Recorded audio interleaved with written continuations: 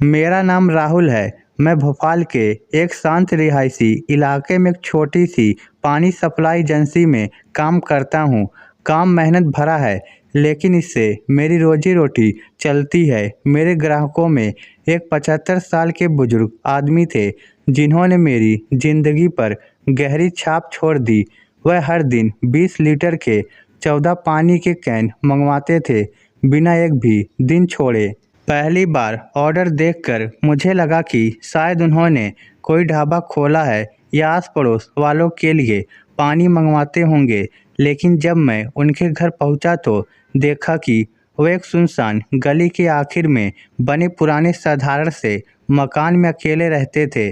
अजीब बात यह थी कि वह मुझे कभी घर के अंदर नहीं आने देते थे, बस दरवाज़ा थोड़ा सा खोलते, पैसे एक लिफाफे में रखते और इशारे से कहते कि मैं कैन बाहर रख दूं। मैं सारे 14 कैन दरवाजे के पास रख देता और पीछे हट जाता। घर के अंदर से कोई आवाज़ नहीं आती थी। मेरे मन में सवाल उठता रहा, एक अकेला आदमी रोज़ इतना पानी कैसे इस्तेमाल कर सकता है। 2 हफ्तों के बाद शक और गहरा गया। आमतौर पर एक बड़ा परिवार भी हफ्ते में 1-2 कैन ही इस्तेमाल करता है, और ये आदमी रोज़ 14 कैन ख़त्म कर रहा था। एक दिन मैंने हिम्मत करके उनसे धीरे से पूछा, काका, आपको रोज़ इतना पानी क्यों चाहिए? उन्होंने बस हल्की सी मुस्कान दी, कुछ नहीं बोले, शांति से दरवाज़ा बंद कर लिया। उस मुस्कान में कुछ रहस्यमय था, जिसने मुझे बेचैन कर दिया। मैं सोचने लगा, क्या कोई उन्हें धोखा दे रहा है या फिर इस घर में कुछ अजीब हो रहा है। कई दिनों की चिंता के बाद मैंने आखिरकार 112 पर पुलिस को फ़ोन कर दिया। अगले दिन मैं पुलिस वालों के साथ उनके घर पहुंचा। मैंने दरवाज़ा खटखटाया। वह बुजुर्ग आदमी शांति से बाहर आए, लेकिन जब पुलिस ने अंदर देखने की अनुमति मांगी तो वह एक पल के लिए रुके, फिर धीरे से सिर हिला दिया। दरवाज़ा थोड़ा सा खुला और अंदर का दृश्य देखकर हम सब सन्न रह गए। अंदर कुछ भी डरावना नहीं था, बल्कि वहाँ पानी के दर्जनों बड़े प्लास्टिक कैन थे, साफ सुथरे तरीके से कतार में रखे हुए। सभी में शुद्ध पीने का पानी भरा हुआ था। हर कैन पर एक लेबल लगा था, पड़ोस के लिए, सरकारी प्राइमरी स्कूल के बच्चों के लिए, स्थानीय स्वास्थ्य केंद्र के लिए, आंगनवाड़ी के लिए, बाजार के पास वाले हनुमान मंदिर के लिए। मैं और पुलिस वाले अवाक रह गए। हमारे चेहरे देखकर बुजुर्ग आदमी हल्के से मुस्कुराए और बोले, बेटा, मैं अब बूढ़ा हो गया हूँ, ज़्यादा कुछ कर नहीं सकता, लेकिन यहाँ बहुत से लोग हैं जिन्हें साफ पानी नहीं मिलता, तो मैं पानी खरीदता हूँ और रोज़ मोहल्ले के बच्चों से कहता हूँ कि आकर ले जाए और सब में बांट दे। उनकी बात सुनकर मेरी आंखों में आंसू आ गए। असल में ये आदमी सालों से चुपचाप सेवा कर रहा था। ये रोज के 14 कैन उसकी तरफ से गर्मी में प्यासे बच्चों के लिए प्रेम का उपहार थे।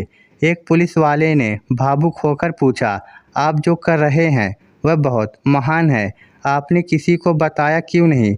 बुजुर्ग आदमी ने संकोच से मुस्कुराते हुए कहा, आवाज़ काँप रही थी, मुझे तारीफ नहीं चाहिए। जब तक सबको पीने का साफ पानी मिल रहा है, मुझे सुकून है। हमें बाद में पता चला कि वह भारतीय सेना के सेवानिवृत्त सैनिक थे। उन्होंने अपने जीवन में संघर्ष और पानी की कीमत दोनों देखी थी। अब अपनी पेंशन से वह पानी खरीदकर सब में बांटते थे। उस दिन हम सबका दिल भर आया। उस दुबले पतले लेकिन विशाल दिल वाले इंसान की तस्वीर हमेशा के लिए हमारे मन में बस गई।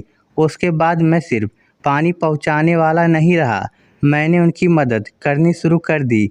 स्कूलों, आंगनवाड़ियों और ज़रूरतमंद परिवारों तक पानी पहुंचाने में धीरे धीरे पूरे मोहल्ले को उनकी कहानी पता चल गई।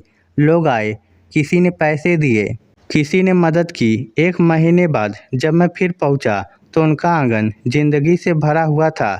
बच्चे पानी के कैन उठाए हंस रहे थे, खेल रहे थे, और वह बुजुर्ग आदमी, उनकी आंखों में सच्ची खुशी की चमक थी। तभी मुझे समझ आया, कभी कभी चीज़ें अजीब लगती हैं, उसके पीछे सबसे खूबसूरत सच्चाई छुपी होती है। अगर उस दिन मैंने चिंता ना की होती, अगर मैंने पुलिस को ना बुलाया होता तो शायद मैं उस आधे खुले दरवाजे के पीछे छिपे इतने बड़े दिल को कभी नहीं देख पाता। आज भी जब मैं उस 75 साल के आदमी के बारे में सोचता हूँ जो रोज़ 14 पानी के कैन मंगवाता था, तो मेरा दिल उम्मीद से भर जाता है।